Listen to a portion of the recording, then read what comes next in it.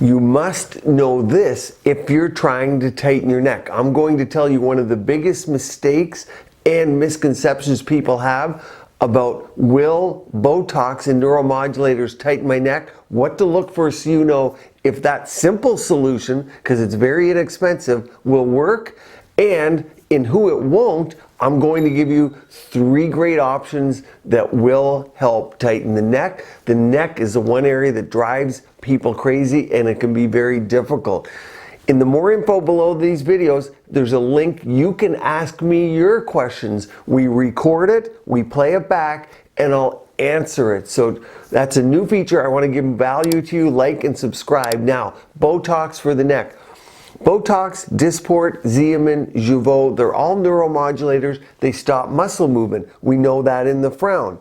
In the neck, there's a muscle called the platysma muscle, and that creates those neck bands. So if we inject them, then you won't have the contraction of the muscle. And remember, the muscle just doesn't work when you think about contracting it, but there's static movement of that muscle. So there's a little tonic nature where it's working all the time to keep your head up, and it slows that down just enough so even though you don't consciously flex it, it will take away that at-rest muscle tone and make it better. However, many people actually have loose skin, and it's not the platysma band, but there's loose skin that they're seeing, or the neck waddle.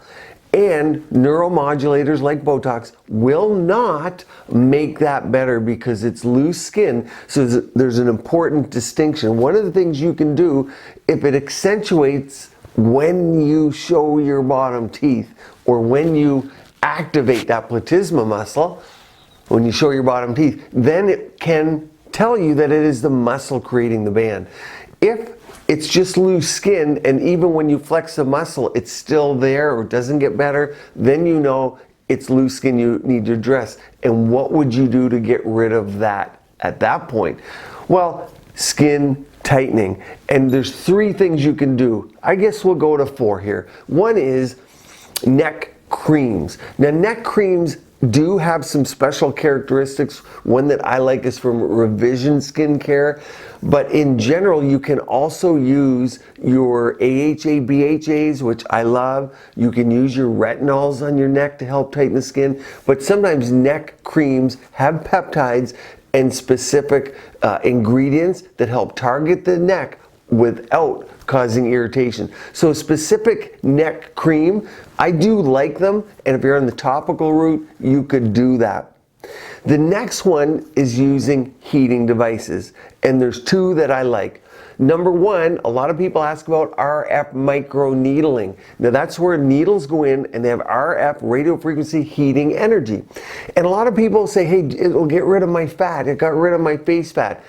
The user, the person operating that device, can set it so that we target fat where we want it. We might not want fat here or under here, but we don't want to lose the fat in the neck that makes us look younger, because there is fat that makes you look younger, just like in the face. So it's all about the user if they have a professional device. And there are about 5 or 10 great RF microneedling devices. It's all about the settings, the operator, the person running the machine, and their experience in doing hundreds of people. And oftentimes you will need an anesthetic because those are high levels of heat to 67 degrees C. That's number 1. Number 2, and probably my favorite, is Viora VFR. And the reason is I can adjust it for deep heating and superficial, because for many of you, it's crepey skin. And in that case, we want to get the superficial, and we might want to resurface sunspots, brown spots, and other irregular skin texture in tone and crepey skin.